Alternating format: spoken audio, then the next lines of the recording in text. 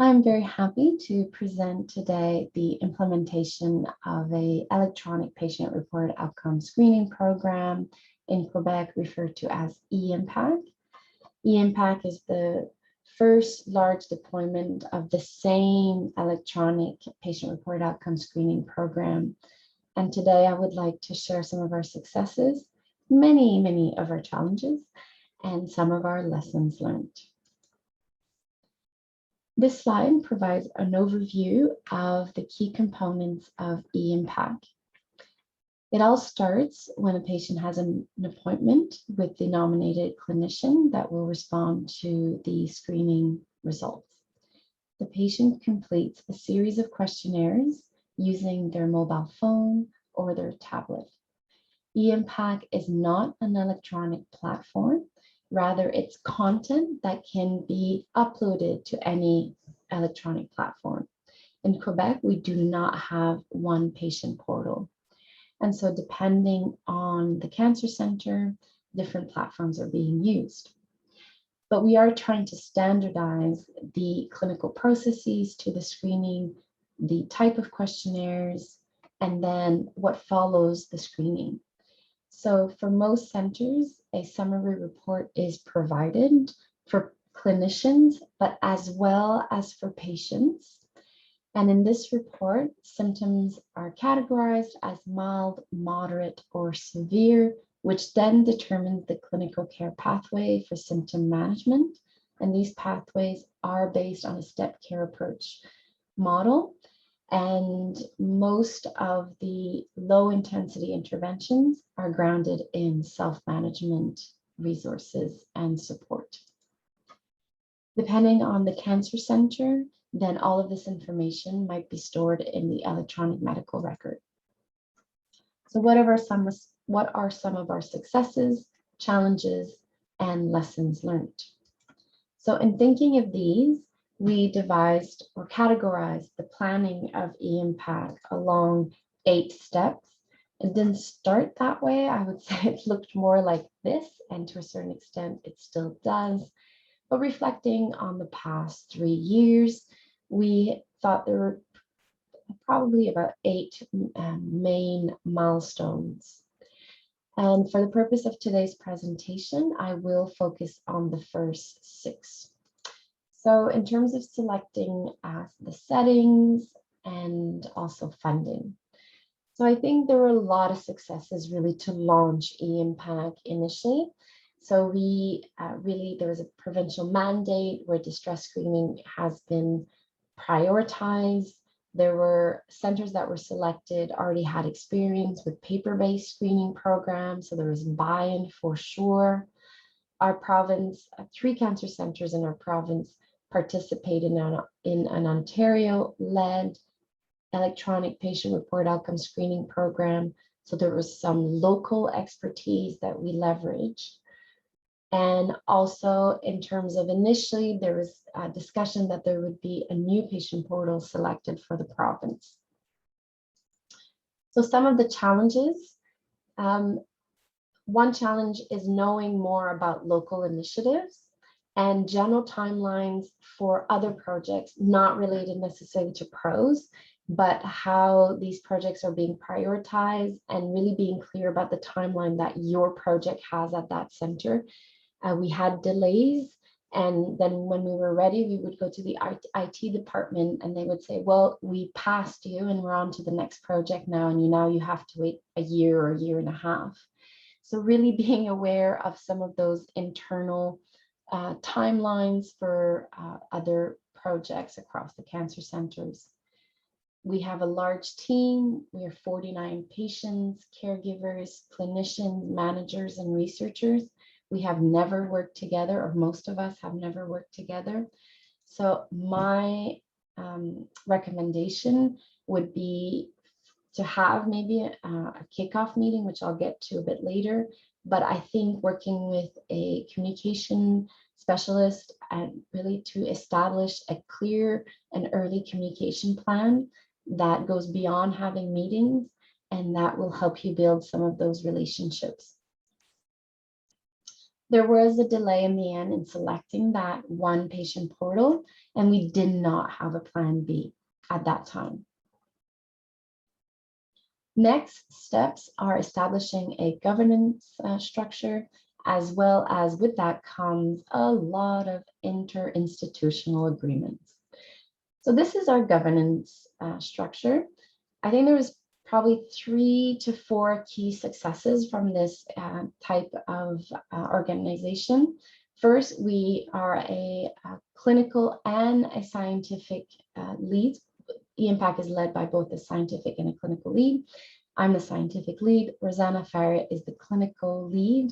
This means that we've developed a program that is not only based on the latest literature, but also responsive to the realities of clinicians. Another success is that we had 100% buy-in from each center's directorship, which was absolutely needed and led to the success of the planning of e-IMPAQc.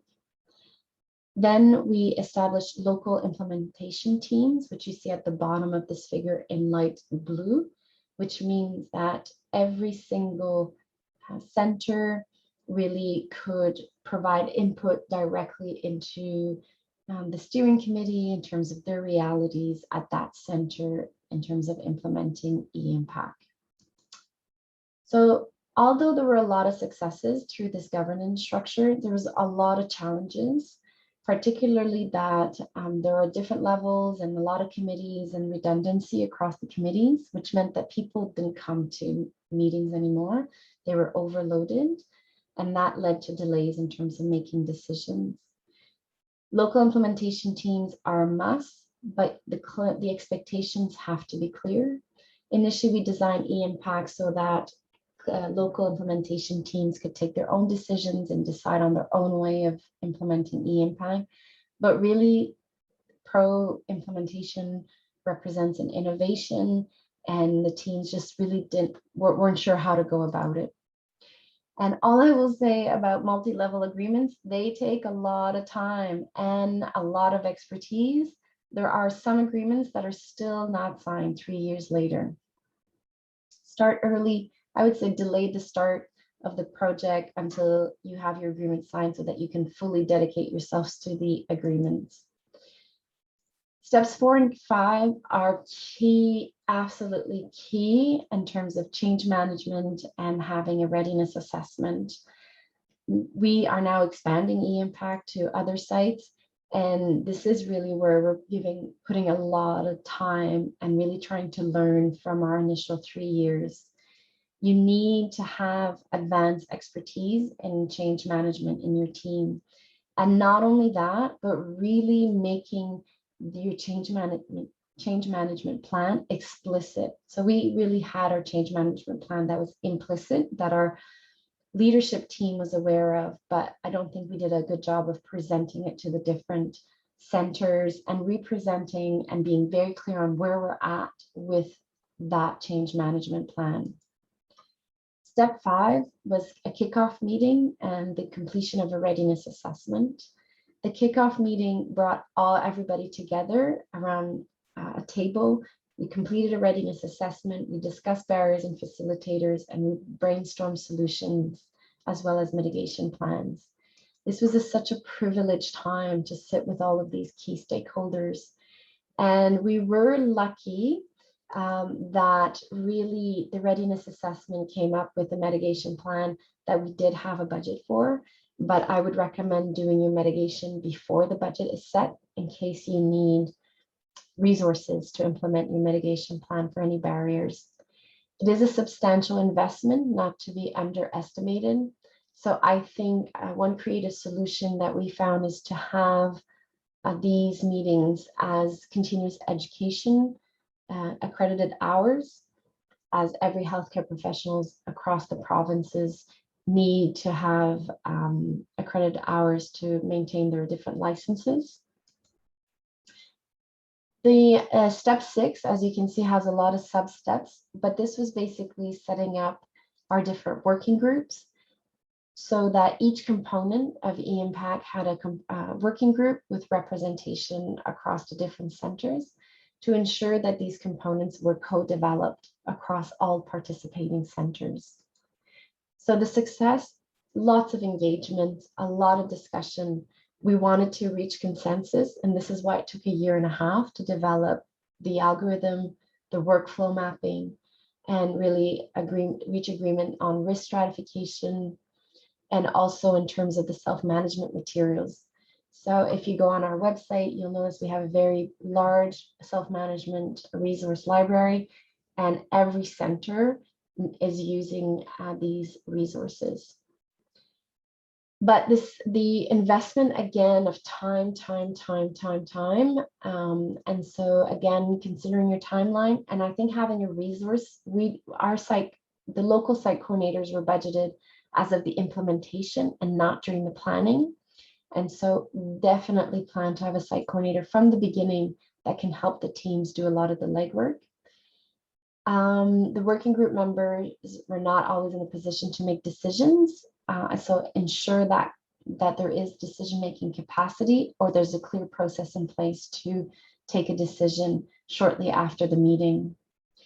And adaptation at one center might conflict with what is needed at another. So flexibility has been absolutely key, and really being clear on what is negotiable and what is really a core component and cannot be changed.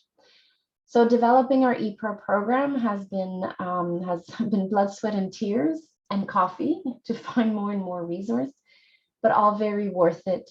Our pilot has been quite successful. Patient experience has been very positive. People feel supportive. The questionnaires capture patients' experience. Clinicians feel that it's helping them in their clinical appointments. And so to be followed. Thank you very much.